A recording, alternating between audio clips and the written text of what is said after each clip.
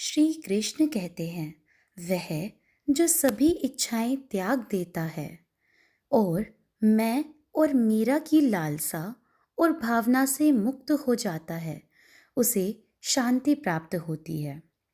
नमस्कार दोस्तों, स्वागत है आप सभी का मेरे YouTube चैनल स्टोरी टेलर आंचल पर। आज हम एक कहानी के माध्यम से समझेंगे कि कैसे लालसा खुशी की शत्रु बन जाती है। ये कहानी है एक राजा की लालसा की। किसी समय की बात है, एक राजा के दो पुत्र थे।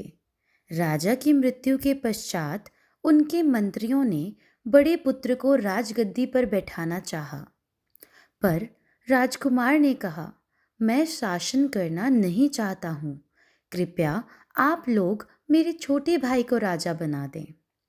बार बार राजा बनने का अनुरोध करने पर भी बड़े पुत्र ने अपना निर्णय नहीं बदला। अनंत मंत्रियों ने छोटे राजकुमार को राजा बना दिया।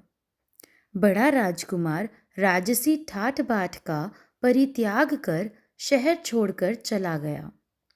राज्य के एक छोटे से गांव में जाकर एक व्यापारी के साथ काम करने लगा।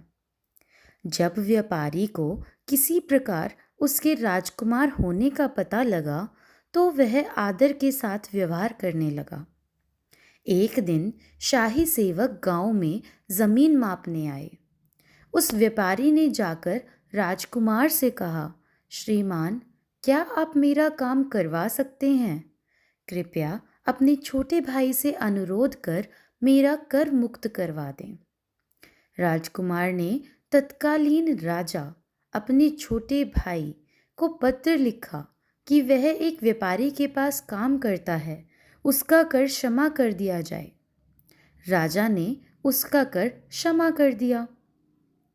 शेष गांव वालों को जब इस बात का पता चला तो वे भी राजकुमार के पास आए और कहने लगे, हम लोग आपको कर दे दिया करेंगे, पर आप राजा के कर से हमें मुक्त करवा दें। राजकुमार ने पुनः अपने छोटे भाई को उनका आवेदन भेज दिया। इस प्रकार सभी गांव वालों को कर मुक्ति मिल गई और उन्होंने बड़े राजकुमार को कर देना प्रारंभ कर दिया। अब राजकुमार को विशेष आदर सत्कार मिलने लगा और उसका धीरे धीरे लालच भी बढ़ता गया।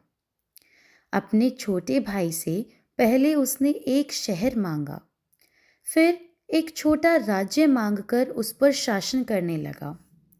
छोटे भाई ने उसकी सभी इच्छाओं को पूरा किया, पर समय के साथ साथ उसकी और इच्छाएं बढ़ती ही चली गई। एक बार उसने अपने छोटे भाई को एक संदेश भेजा, या तो मुझे राजगद्दी दे दो या फिर मुझसे युद्ध करो।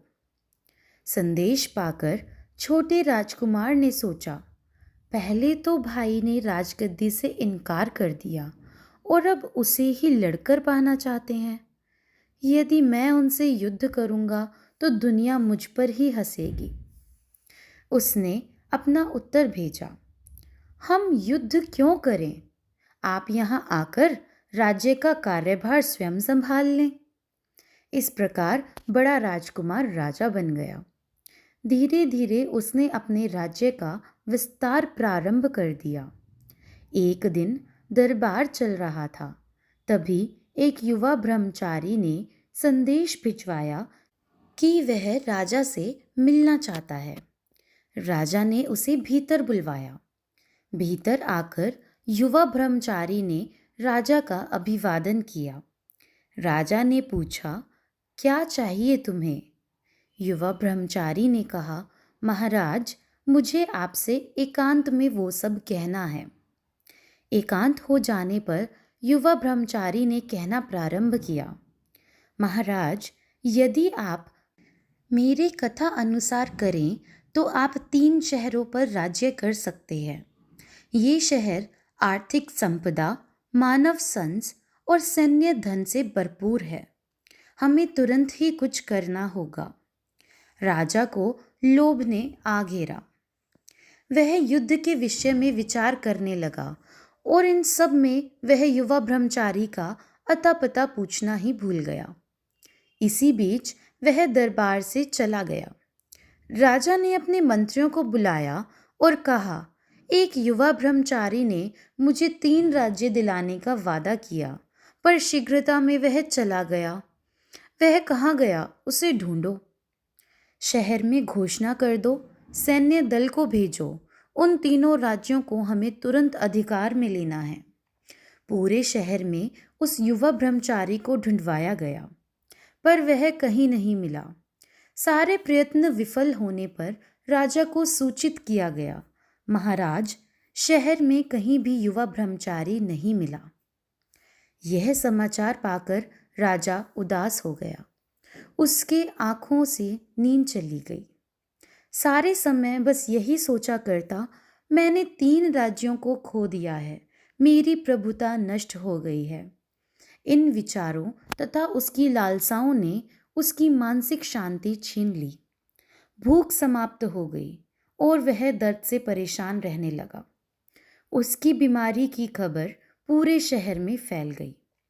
उसी शहर में रहने वाला एक नवयुवक अभी अभी वैद्य बनकर तक्षशिला से लौटा था। राजा की बीमारी की बात सुनकर वह राजमहल में आया और बोला, मैं राजा को स्वस्थ कर सकता हूँ। राजा को तुरंत सूचित किया गया कि एक युवा चिकित्सक उन्हें स्वास्थ्य लाभ कराने आया है। राजा ने चिकित्सक से पूछा, कई योग्य चिकित्सक मुझे स्वस्थ नहीं कर पाए, तुम ऐसा क्या करोगे? युवा चिकित्सक ने उत्तर दिया, हे महाराज, मैं आपको स्वस्थ करने का आश्वासन देता हूँ। मैं आपसे किसी शुल्क की अपेक्षा नहीं करता। आप मात्र दवा का मूल्य मुझे दे दीजिएगा, पर आपको अपनी बीमारी का कारण विस्तार पूर्वक मुझे बताना पड़ेगा। राजा ने कहा, तुम बीमारी का कारण क्यों जानना चाहते हो? तुम बस मेरा इलाज करो। चिकित्सक ने समझाया, महाराज, चिकित्सकों को जब बीमारी के कारण के विषय में बताया जाता है, तभी वे रोगी का पूर्ण रूप से इलाज कर पाते हैं। राजा ने चिकित्सक को प्रारंभ से अंत तक की सारी बातें, युवा ब्रह्मचारी का आना, 3 शहरों को जीतने का उसका प्रस्ताव तथा अपने स्वास्थ्य की वर्तमान अवस्था बता दी। राजा ने कहा, वत्स, मेरी बीमारी का प्रारंभ उन 3 शहरों पर अधिकार प्राप्त करने की लालसा से हुआ है। यदि तुम मेरा इलाज कर सकते हो तो मैं अति प्रसन्न होऊंगा। युवक ने राजा से पूछा, महाराज, क्या चिंता से आपको वे 3 शहर प्राप्त हो जाएंगे? राजा ने उत्तर दिया, नहीं वत्स, नहीं। युवक ने पुनः कहा, फिर आप क्यों चिंता करते हैं?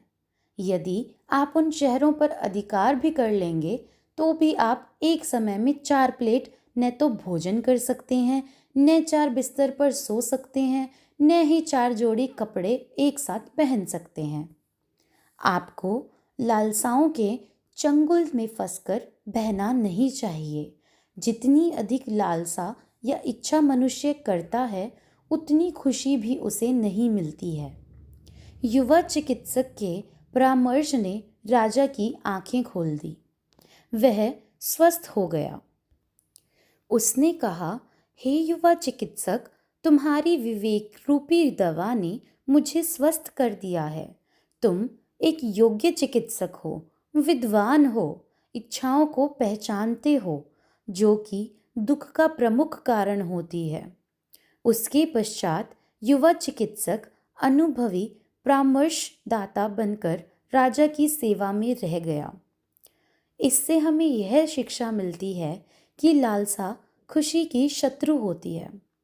इसलिए कहा जाता है कि लालसा कोई भी हो, जब भी मन में आती है, विनाश लाती है। धन्यवाद दोस्तों। आपको ये कहानी पसंद आई हो तो मुझे कमेंट करके ज़रूर बताएं और ऐसी ही कहानी सुनने के लिए मेरे चैनल को सब्सक्राइब करें।